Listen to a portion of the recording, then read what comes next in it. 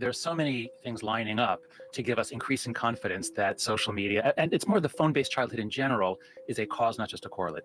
The simplest reason is that adolescent mental health fell off a cliff in 2012 or 2013. There wasn't much sign of it in 2010, and it was really bad by 2015. And everyone has their theory as to why this might have happened in the United States. But why did the exact same thing happen in Canada, the UK, Australia, New Zealand, to some extent in Scandinavia? So all these theories about, oh, it was school shootings or it was something about American politics, they don't make any sense. Also, climate change wasn't really, when Greta Thunberg comes out in 2017, 2018, if everything happened then I'd say, okay, climate change, that could be a cause for global alarm. But this all happens around 2013, and it's driven especially by preteen girls. I don't think that preteen girls were the main group that was going to be influenced by climate change. So there is no other alternative theory. There is no theory that the skeptics have proposed that fits the international data. That's the first thing. I want you to respond to the criticism, the critique that was offered in Nature this week. I'll put it up on the screen and I'll read it aloud. This comes from Candace Odgers, who's a psychologist at UC Irvine. She says, 2 things need to be said after reading The Anxious Generation. First, this book is going to sell a lot of copies because Jonathan Haidt is telling a scary story about children's development that many parents are primed to believe, and this is the part I want you to respond to. Second, the book's repeated suggestion that digital technologies are rewiring our children's brains and causing an epidemic of mental illness is not supported by science. Worse, the bold proposal that social media is to blame might distract us from effectively responding to the real causes of the current mental health crisis. And by the way, in her piece, she points to the 2008 financial meltdown. What's your response? Yeah. So once again, the financial meltdown makes no sense. That was 2008. Teen mental health was fine until 2012. And then it's girls, young girls, who get depressed so suddenly. So the timing makes no sense.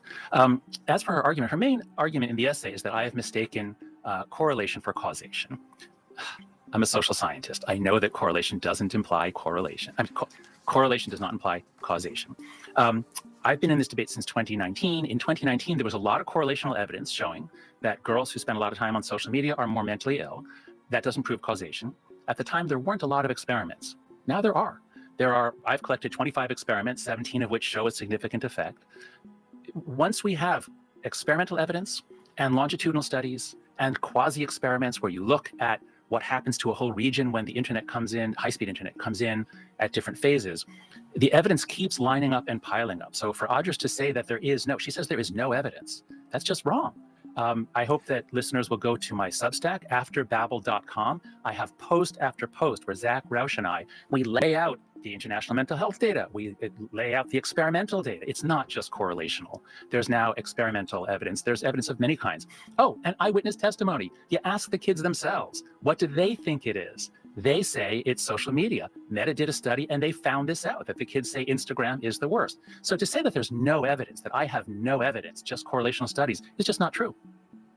Here's the tightest encapsulation, I think, from the anxious generation. I'll put this on the screen and read aloud. These are your words. Gen Z is the first generation to have gone through puberty hunched over smartphones and tablets, having fewer face-to-face conversations and shoulder-to-shoulder adventures with their friends. As childhood was rewired, especially between 2010 and 2015, adolescents became more anxious, depressed, and fragile. In this new phone-based childhood, free play, attunement, and local models for social learning are replaced by screen time, asynchronous interaction, and influencers chosen by algorithms. Children are, in a sense, deprived of childhood. That's it in a nutshell, right, Jonathan? What else would you say?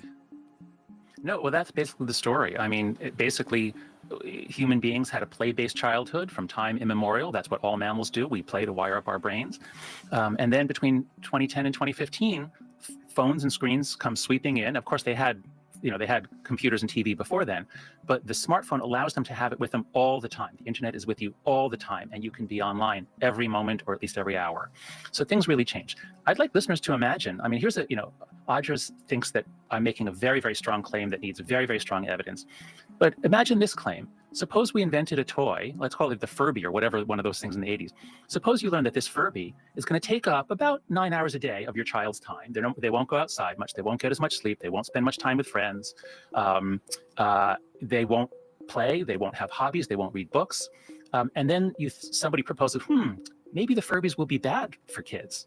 Are you going to say, what a fantastical claim? Oh my God, how could that be?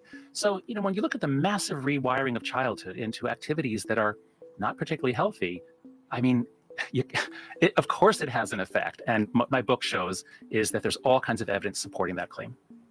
Jonathan, tell me one thing parents can do. The most important thing that parents can do is delay the age at which their child gets immersed in internet culture. We have to protect early puberty, especially that's middle school, ages 10 to 14. In that range, we must protect kids' brains in that age. That's when the maximum damage is done, especially for girls. So the most important thing you can do is delay the age at which you give your child a smartphone until high school. And delay social media until 16. And while these sound hard, if you're listening at home, these sound hard to do because your child's going to say, but then I'm the only one. Well, team up with others. Talk to the parents of your kids' friends. Talk to the school. If you do it together, you can break out of these traps. Here's a social media reaction to our conversation and your book. Put it on the screen and keep Jonathan here so he can respond as well. There are a lot of factors, says Maureen, that contribute to mental health issues in children. Blaming social media for everything from climate change to kidnapping, the Lindbergh baby, only obscures solutions. Quick response from you, Jonathan Haidt. Oh, sure. Of course, there's lots of causes, but when you get a global synchronized change around 2013, there's only one theory on the table, and that is the technological change. Nothing else fits. I'm not saying it's all that. I'm just saying this is the only thing that can explain the very rapid change in multiple countries.